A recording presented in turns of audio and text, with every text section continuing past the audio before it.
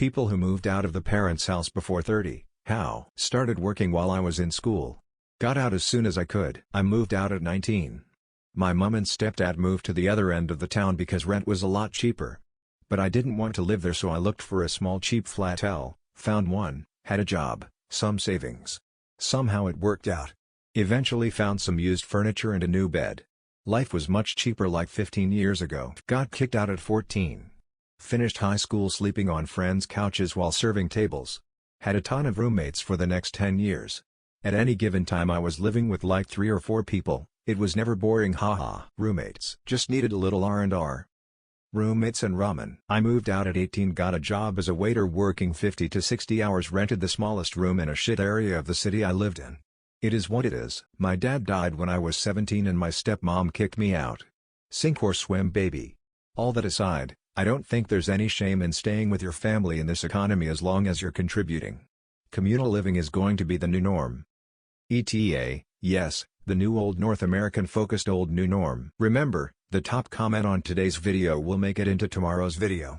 Be sure to answer the question in the comments below. Roommates and debt. Living frugally. I couldn't afford consoles, I couldn't afford TV. Even my cell was a used unit I got for cheap. All I could afford was food, rent and basic utilities. But that leaves a lot of time for work. So I work. It's not fun.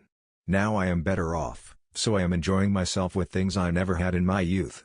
So pardon this 40-plus-year-old nearing 50 dude that still watches cartoons and plays video games. Shit was a lot less expensive in 2003. I left for college at 17 with a massive scholarship and worked my ass off throughout and after college to avoid returning to my hometown and memories of abuse there. It seems like a lot of people here moved out in a sink or swim scenario. If you're able to take your time, it may be a luxury. This was early 2010s. Job. Accepted that the life I wanted to have versus what I could afford were two very different things. Knowing that 2.5K downtown loft apartment was probably not the best decision when I could find a rundown, but entirely livable 1BR for $900. Going out each weekend is fun, but 99-cent rental from Redbox was fun enough and cheap. Lots of living within my means. Note, I can't say all this without acknowledging this gets harder to do each year because literally nothing is cheap anymore. Military. Living in Finland. 1. Compulsory conscription. 2. Supported student housing. Roommates. Extra gigs for spending money. Ramen. Moved in with roommates. My roommate owns his house, but it was his grandfather's and he grew up here. Neither one of us is an adult, we just have low standards. I eat Walmart canned vegetables for lunch and don't go anywhere or do anything. Just work and tread water and watch pirated anime. Wasn't exactly given a choice when I turned 18. Rent was $375 for a small apartment in a small town in 2015. Got a job, rented. Sheer will and determination not to move back in with my parents. Jobs, roommates, frugal living. Don't get me wrong, my parents are awesome people. But I'm an adult and when I turned 18, as the last kid, it was time for them to have their lives.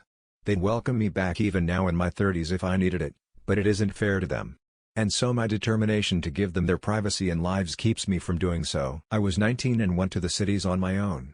I learned how to survive, not necessarily thrive, but I was young. Hard work and understanding the difference between wants and needs. Put stuff in car, waved. Seriously, first place I moved into was a share house. Packed a bag and walked 5 hours to work. Built a box the next day. Slept in the car park for 6 weeks working all of the overtime. Got my own place and 17 years later I'm struggling just as much as I was then. Got a job. Had age/income appropriate expectations of where and how I lived. Lived within my means. Living up north, 28K job and living frugally allowed me to buy in my area, £100,000 house. The year was 1999 and 4 of us split the $600 per month rent. Good times. No fucking clue how you can do it today. But I remember my dad saying the same thing to me about buying a house and I now have 2. Still, I'd advise you to start with roommates. Worst case, you'll be like me and realize you hate living with other people and thus strive to avoid prison. Got a 40-hours/week steady job, talked to landlord into letting me rent without an immediate first and last month rent setup, worked my tail off on overtime until I could afford a cheap beater car. Only time I ever moved back home, parents have always lived in apartments, was when I got massively injured and couldn't walk for 3 months. Moved back out as soon as I could return to my job. Well, sometimes it's cultural.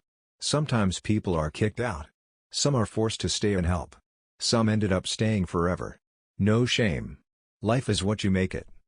I moved out at 24 after attending university with a gap year. Lived on campus. Moved to the city and lived with roommates I had just met. Lived paycheck to paycheck. Loved every minute. Then hustled for a new career with training while juggling jobs. Then switched careers and moved up the ladder.